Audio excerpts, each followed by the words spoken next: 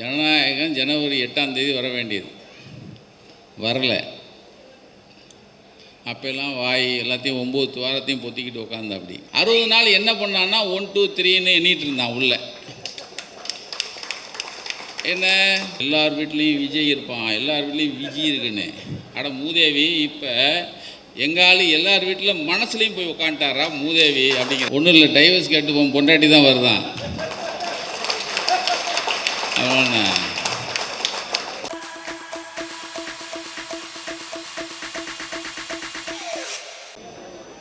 முதல்வரின் மனிதநேய விழா.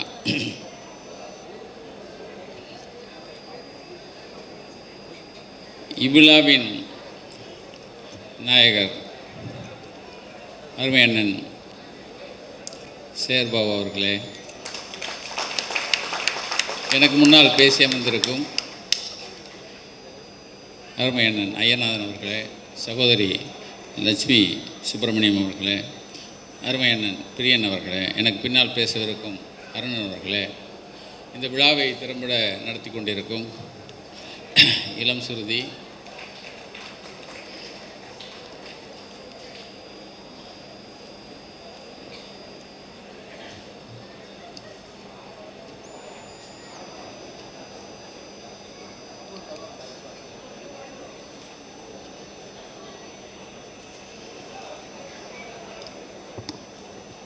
பிரசன்னா மற்றும் மேடையில் அமர்ந்திருக்கும் பெரியவர்கள், எனக்கு முன்னால் அமர்ந்திருக்கும் சகோதர சகோதரிகள் அனைவரையும் வணங்குகிறேன், வாழ்த்துகிறேன். ஒருத்தன் ஹலோ ஹலோ ஹலோன்னு வீட்டிலேருந்து பேசிகிட்டே இருந்தானா. ஹலோ ஹலோ, நான் முதல்வர், 5 துணை முதல்வர், யாருனாலும் வாங்க வாங்கன்னு ஒருத்தன் சொன்னான். அப்போ திடீர்னு கதவு திறப்பானோ, எது பனையூர் கதவு.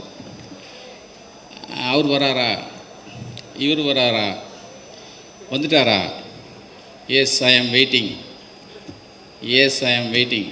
ராகுல் வராரா, வரட்டும் ஐ ஆம் வெயிட்டிங் அப்படின்னு சொல்லிக்கிட்டே இருந்தான் ஒருத்தன் வரான்.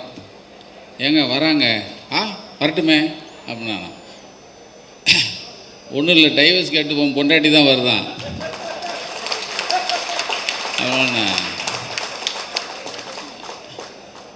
அதாவது ஒரு பழமொழி சொல்லுவாங்க, இந்த கிண்ணத்துக்கு ஈயம் பிடிக்க தெரியாதவன் அண்டாவுக்கு ஈயம் பிடிக்கிறேன் நான். ஏன்னா உன் வீட்டு பொண்டாட்டியை ஒன்று வச்சுக்க தெரில, நான் சிஎம் அப்படின்னு ஒருத்தன் தெரிஞ்சானா. எனக்கு அந்த அதை விட கொடுமை என்னென்னா, இந்த கூர்க்கா இருக்காங்கல்ல, கூர்க்கா வந்து கத்தி வச்சுருப்பாங்க. எப்பயும் ஒரு நல்ல கூர்மையான கத்தி, அது கவருக்குள்ளே இருக்கும். கத்தி எடுத்துட்டா ரத்தம் பார்க்காம கூர்க்கா கத்தி வைக்க மாட்டார். அது மாதிரி இவன் பஸ்ஸில் ஏறினான்னா புணத்தை பார்க்காம பஸ் இறங்காது. நேற்று கூட 2 பையங்க மேலே அடித்து சீரியஸாக கிடக்கிறான். இந்த லட்சணத்தில் ஜனநாயகன்னு உண்மையிலே ஜனநாயகம் யார், அந்த ஜனநாயகனை பற்றி தான் நம்ம பேசிகிட்டு இருக்கோம். உண்மையிலே ஜனநாயகம் வாழ்க்கையில் ஒரு உண்மையான ஜனநாயகனுக்காக தான் நம்ம அந்த கூட்டம். இப்போ ஜனநாயகம் நேற்று பேச்சு வாக்கில் எத்தனை நாளைக்கு, ஜனநாயகம் ஜனவரி 8ஆம் தேதி வர வேண்டியது, வரல. அப்போல்லாம் வாய் எல்லாத்தையும் 9 வாரத்தையும் பொத்திக்கிட்டு உட்காந்து அப்படி. ஆனால் நம்ம சிஎம் இருக்கார், அவர் ரொம்ப பெருந்தன்மை. அவருக்கு வந்து ஜனநாயகம் வரலன்னு ஒன்று அவர் ஒரு ட்விட்டு போடுறாரு. அந்த ட்விட்டையும் எடுத்துகிட்டு வந்தேன். இப்போ ஜனவரி 9ஆம் தேதியே ஒரு ட்விட்டு போடுறார். சிபிஐ, இடி, ஐடி வரிசையில் சென்சார் போர்டும் ஒன்றிய பாஜக அரசின் புதிய ஆயுதமாக மாறியுள்ளது, கடுமையான கண்டனங்கள்னு போடுறார். எனக்கு அவர் மேலே வருத்தம் தான். ஒருத்தன் நம்மளை திட்டிகிட்டு இருக்கான், ஆனால் அவன் படம் வரலைங்கிறதுக்காக இவர் ட்விட்டு போகிறாரு, மத்திய அரசு ஏற்று. எப்போ ஜனவரி 9. 60 நாள் கழித்து ஒருத்தன் இப்போ ஜனநாயகனுக்காக எனக்கு ஆதரவு தெரிவித்த முதல்வர் சாருக்கு, ஸ்டாலின் சாருக்கு நன்றி. எப்போ 60 நாள் ஆச்சு. 60 நாள் என்ன பண்ணான்னா 1 2 3ன்னு எண்ணிட்டு இருந்தான். உள்ள என்ன பித்து பிடிச்சி 60 நாளும் என்ன செய்கிறதுன்னு தெரியாமல் இப்போ ஞானோதயம் வந்து ஸ்டாலின் சார் அவருக்கு நன்றி. இது என்ன, ஏன் இதை வந்து சொல்ல வரேன்னா, ஜனநாயகம் நின்ன உடனே இந்த ஜனநாயகனை நிறுத்தினது திமுகன்னு பழி போட்டாங்க. இப்போ உங்கள் நொன்னனே சொல்லிட்டான்ல, ஸ்டாலின் சார் எனக்காக ஆதரவு கொடுத்ததுக்கு நன்றினார்ல. இப்போ நீங்கள்லாம் எங்கடா கொண்டு போய் மூஞ்சி வச்சுக்குவீங்க? இப்போ ஜனநாயகன் விஷயத்துக்கு வர, ஜனநாயகன் வந்து உண்மையிலேயே அது வரக்கூடாதுன்னு நினச்சவனே அந்த படத்தோட கதாநாயகன் தான். நிறைய பேருக்கு அது தெரியாது. ஏன்னா நேற்று தான் ஒரு பெரியவரை பார்த்தேன் சினிமா துறையில். அண்ணா, ஜனநாயகம் படம் நல்லா இல்லை, பாதிக்கு மேலே புட்டுக்குச்சு. இவன் பார்த்தானா, இந்த படம் வந்தால் ஒரு நாள் தாங்காது, இது வந்து ஓடாமல் போச்சுன்னா நம்மளை வந்து கிளின்னு கிழிப்பாங்க. அதுக்கு வராமல் போச்சுன்னா இருக்கவே திமுக மேலே பழிய போட்டுருவோம். இப்படி தான் விட்டுருந்தான். உண்மையிலேயே அந்த படம் பாருங்கள், இனிமேலும் வராது. ஏன்னா பாதிக்கு மேலே நீங்கள் அவனே உட்காந்து பார்க்க மாட்டேங்கிறானா. இப்போ நான் சரிண்ணே இப்படி ஒரு படம் வந்துருச்சு, பாதிக்கு மேலே படம் நல்லா இல்லைன்னா நீங்கள் என்ன பண்ணுவீங்க? அப்போ அவங்க சொன்னாங்க, நாங்கள் பார்ப்போம், படம் செட் ஆகலையா நல்லா வரலைன்னா ரீஷூட் பண்ணுவோம், ரீஷூட் பண்ணி படம் முழுமையாக்கி நாங்கள் வெளியில் விடுவோம்.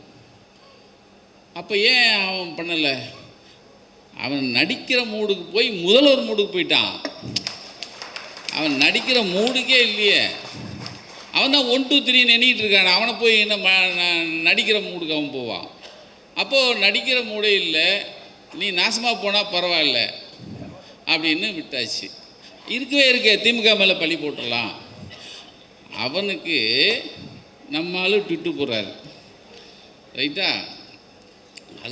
அது ஒரு பக்கம். அதாவது இவருடைய பெண் தன்மைக்கு அளவே இருக்காதுன்னு வச்சுங்க. அது இல்லாமல் சனி முடிச்ச பேப்பர் வரமாட்டேங்குது பாருங்க. 60 நாள் கழிச்சு போட்டேன். நம்ம ஆளுக்கு பெருந்தன்மைக்கு அளவே கிடையாது. இந்த எச் ராஜான்னு அவன் ஒரு தீவிரவாதி. ஏன்னா அவன் நம்மளை தீவிரவாதிங்களாம், நம்ம அவனை தீவிரவாதின்னு சொல்லணும்ல. அவன் ஒரு தீவிரவாதி.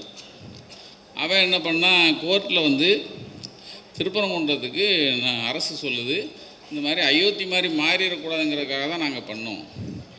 அதுக்கு அவன் சொல்கிறான், அயோத்தி ஆகிறதுக்கு ஆரம்பம்தான் இந்த திருப்பரங்குன்றங்கிறான். எங்கே? அங்கே உட்காந்து அந்த பரதேசி ஆஸ்பத்திரியில் படுத்துக்கிட்டான். நம்மளை தானே திட்டிருக்கான், நம்மளை போவோமா? இவர் பெரும் மனசில் 2 தடவை போய் பார்க்குறாருங்க. அவன் கட்சிக்காரனே பார்க்கல. எங்கள் பிரியண்ணன் கூட சொன்னார், அவன் கட்சிக்காரனே பார்க்கல. அப்போது அதை விட ரொம்ப பெரிய மனசு எங்கே அப்படின்னா, ஏன்னா ஒரு நம்மளை ஆளுகிற தலைவராக இருக்கிறவர் ஓட்டு போட்டவங்களுக்கும் போடாதவங்களுக்கும், நீங்கள் போடாதவங்களையும் அரவணைச்சு கொண்டு போகிற அந்த அருமை இருக்குல்ல, நீங்கள் கலைஞருக்கு அப்புறம் நான் பார்க்குற மிகப்பெரிய தலைவராக அண்ணனை பார்க்குறேன். அப்போது நமக்கு ஓட்டு போடல, மாற்றானுக்கு நம்ம வந்து நல்லது செய்யணும் அப்படிங்கிறது ஒரு பக்கம். இப்போ சமீபமாக போன 25ஆம் தேதி ஐயா நல்லக்கண்ணு இறந்துட்டார். தமிழ்நாட்டில் இருக்கிற அத்தனை பெருந்தலைகள்லாம் அங்கே நின்றுச்சு, ஒரே ஒத்த ஆளை தவிர. யாருங்கிறீங்க? இபிஎஸ்.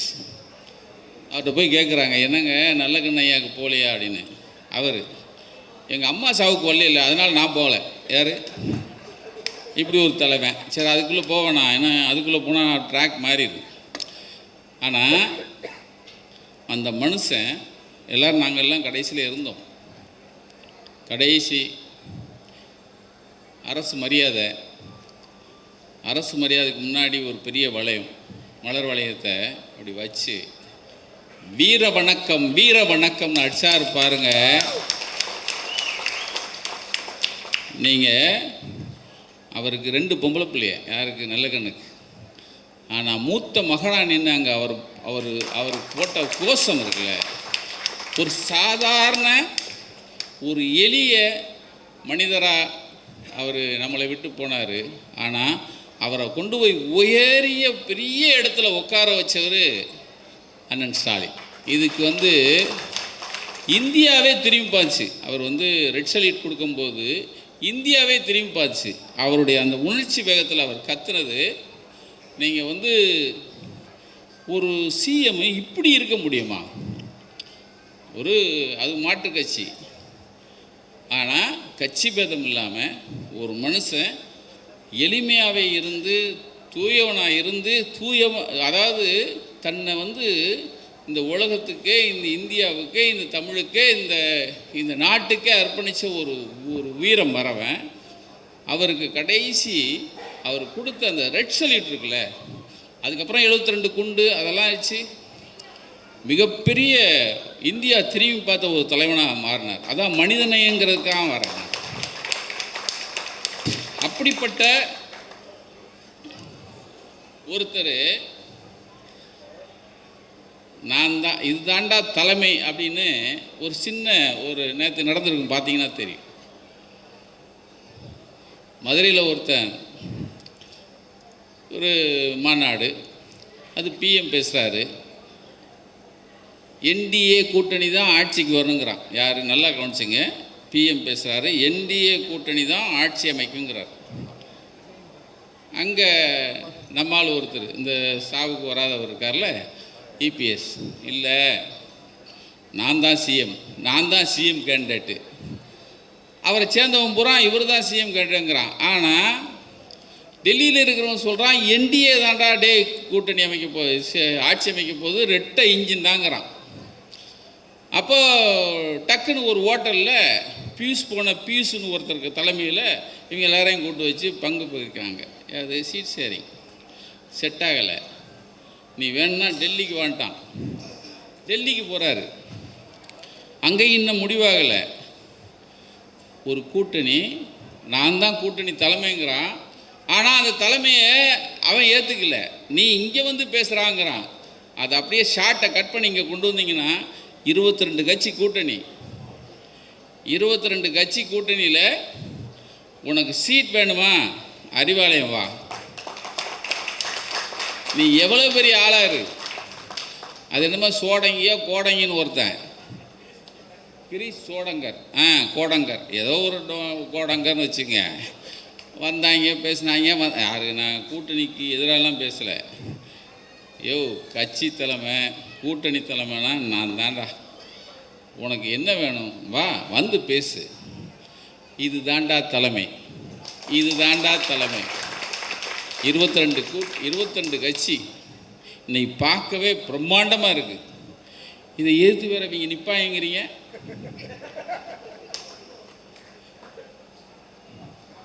ஒருத்தன் வருவான்னு பிறகு அவன் வீட்டுக்காரமா இப்போ நோட்டீஸ் அனுப்பிடுச்சு. இந்த பக்கம் நான் தான் முதல்வருங்கிறான். இன்னும் அவன் பிரிச்சே கொடுக்கல. இப்போ இதுக்கு இடையில் 22 குதிரை போட்ட ஒரு பெரிய கம்பீரமாக ஒரு ரிக்ஷா சாரட் வண்டி போம்ல, அது ஓட ஆரம்பிச்சிருச்சு. நேற்றே அண்ணன் நம்ம சிதம்பரம் தலைமையில் நேற்று அரசியல் அந்த தேர்தல் கூட்டத்தை ஆரம்பிச்சு விட்டார். இவர் தான் எப்பயுமே பிள்ளையார் சொல்லி போகிறவர் நம்மால். இப்போ மனித நேயத்துக்குள்ளே, ஏன்னா எனக்கு 10 நிமிஷம் தான்னாரு நம்மால் பிரசன்னா கூட 10 நிமிஷத்துக்குள்ளே. அப்போது கொஞ்ச நாளைக்கு முன்னாடி வெல்லும் தமிழ் பெண்கள்னு ஒன்று நடந்ததுங்க. அதில் வந்து ஒரு அம்மா மாதவின்னு ஒரு பொண்ணு, ஒரு அம்மா பேசி, ஒரு மனுஷன் தனக்கு கீழே இருக்கிற மக்கள்கிட்ட யாரெல்லாம் இயலாமல் இருக்காங்க, இல்லாமல் இருக்காங்க, அவங்கள தேடி பிடிச்சி அவங்களுக்கு வந்து நல்லது செய்கிறது இருக்குது பார்த்தீங்களா. நீங்கள் அவங்களுடைய திட்டங்கள்லாம் பார்த்தீங்கன்னா எல்லாரும் அந்த திட்டத்தால் பயனடைஞ்சிருப்போம். இப்போ அவன் என்ன சொல்கிறான், ஒருத்தன் அந்த டீ விற்கிறவன் எல்லார் வீட்லேயும் விஜய் இருப்பான், எல்லார் வீட்லேயும் விஜய் இருக்குன்னு. அட மூதேவி, இப்போ எங்காலு எல்லார் வீட்டில் மனசுலையும் போய் உட்காந்துட்டாரா மூதேவி அப்படிங்கிற மாதிரி ஒரு அம்மா சொல்லிச்சு. மாதவின்னு ஒரு அம்மா.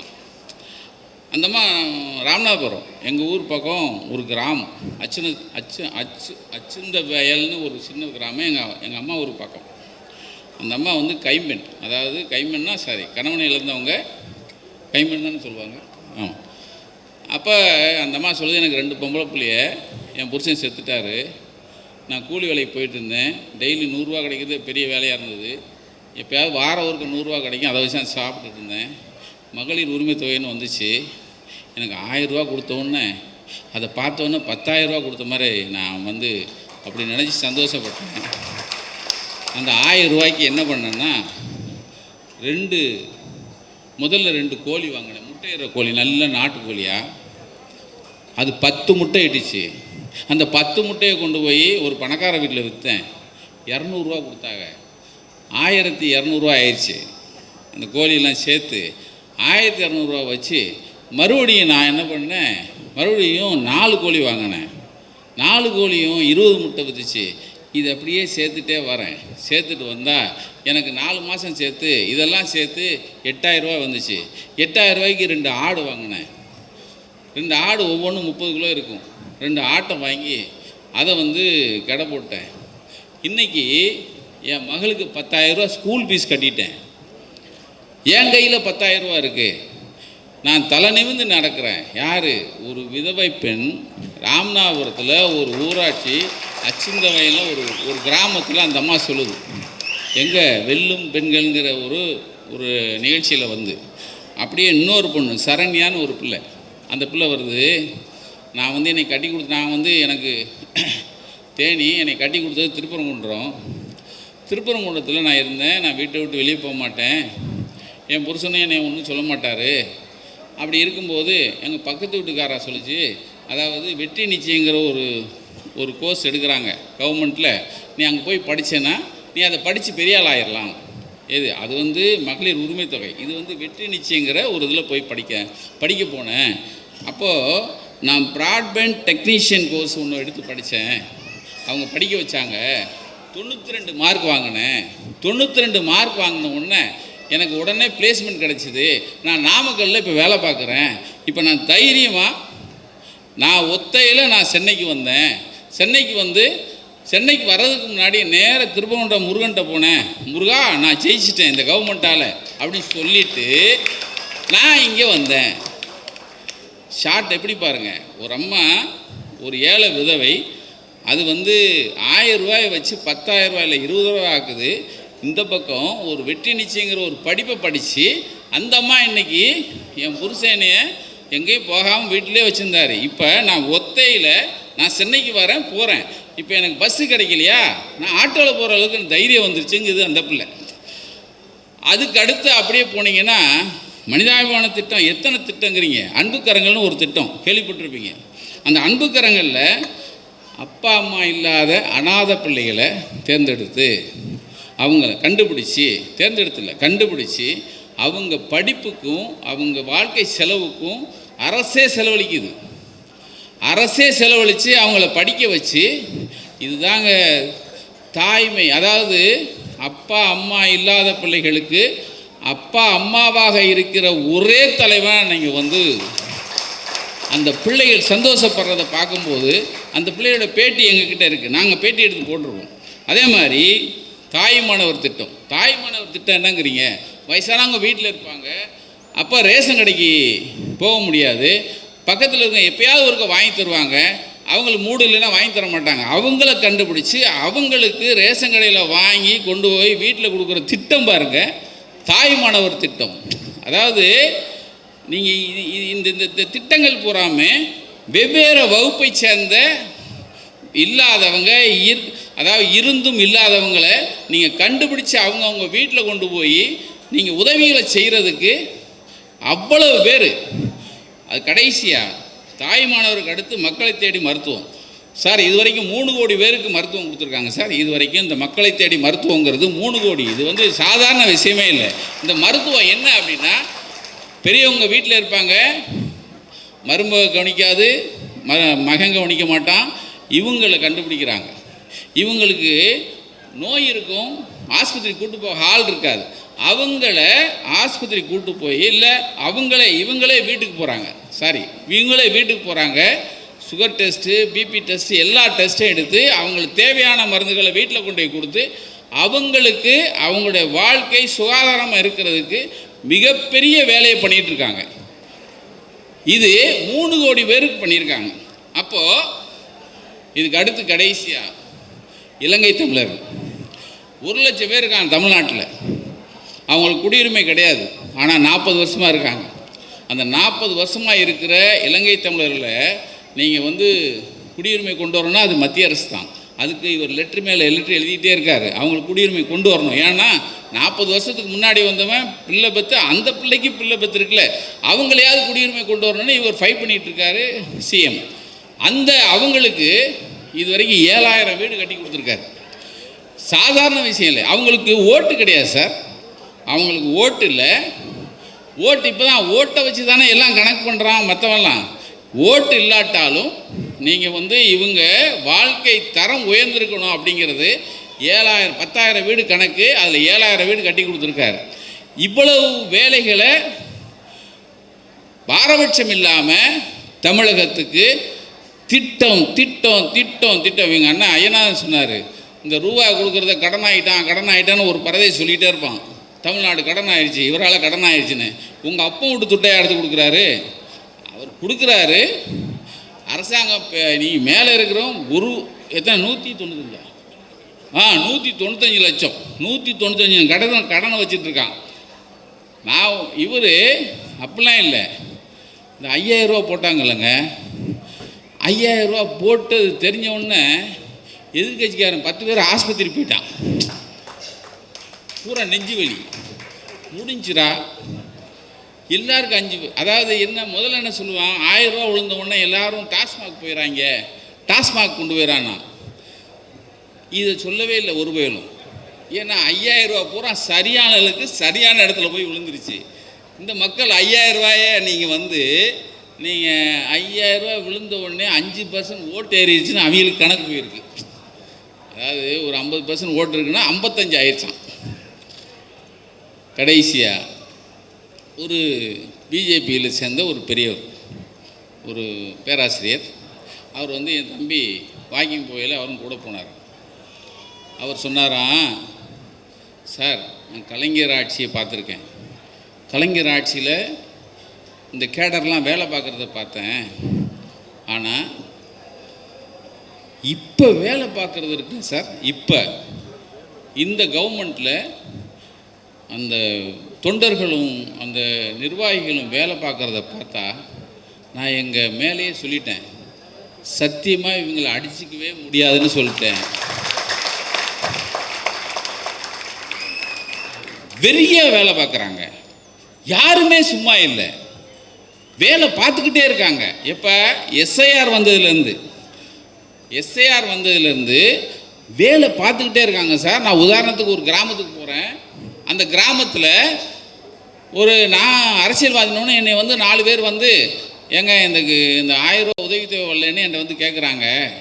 அம்மா நான் எதிர்கட்சிம்மா, என்னால் முடியாதுமான்னு சொல்லிட்டு இருக்கும்போது ஒரு 3 இளைஞர் வந்தான். 3 பேர் பாட்டி வாங்க அப்படின்னு கூப்பிட்டு போனான். நான் பார்த்துக்கிட்டே இருக்கேன். உங்கள் பேர் சொல்லுங்கன்னு செல்ஃபோனில் ஒரு ஆப் ஓப்பன் பண்ணார். உங்கள் பேர் சொல்லுங்கள், உங்களுக்கு வரலையா, உங்கள் அட்ரஸ்ஸு அப்படின்னு ஆப்பை திறந்து ஒரு 10 நிமிஷம் எல்லா வேலையும் பண்ணார். அந்த 3 பேருக்கும் சேர்த்து, ஏம்மா நான் ஒரு நம்பர் தரேன், இந்த மாதத்துலேருந்து உங்களுக்கு 1000 ரூபா வரும், வரலைன்னா இந்த ஃபோனுக்கு ஃபோன் பண்ணுங்கன்னு சொல்லிட்டு ஒரு ஸ்லிப்பை கொடுத்து போயிட்டே இருந்தான். நான் அந்த பையங்களை கூப்பிட்டு கேட்டேன், நீங்கள் யாருண்ணே? நாங்கள் இளைஞரணி, எங்களை தேர்ந்தெடுத்திருக்காங்க. அப்போ இதெல்லாம் பண்ணுறீங்க? எங்களுக்கு எல்லாம் ட்ரைனிங் கொடுத்துருக்காங்க சார். இந்த மாதிரி சின்ன சின்ன யாருக்கெல்லாம் வரலையோ அதை ஃபுல்லப் பண்ணுற வேலை எங்கள் வேலை அப்படின்னாங்க. சார் இதுக்கு முன்னாடி நாங்கள்லாம் ஒன்றுமே இல்லை சார், சத்தியமாக. அதுவும் இப்போயும் இந்த உட்காந்துருக்கார ஃபோனை நோண்டிகிட்டே இருப்பார் பாருங்க எங்கள் சேவர்பாபனே, சும்மா நோண்டு இல்லை. காலையில் முரசொலி பேப்பர் பார்த்தா பக்கம் பூரா சேகர்பாபுன்னு இருக்கு. பக்கம் பூரா காலையில் 8 மணிக்கு ஒரு விழா, 10 மணிக்கு ஒரு விழா, 12 மணிக்கு ஒரு விழா. ஏன்னா நீ மனுஷனா என்னென்ன நான் இவர் மாத்திரம் இல்லை, மொத்த பேரும் இப்படி தாங்க வேலை பார்க்குறாங்க. அப்போது ஏன் ஜெயிக்காது, ஏன் வராது? எங்கள் ஐயனான்னு சொன்ன மாதிரி இவங்க வருவாங்க, வரணும். நன்றி.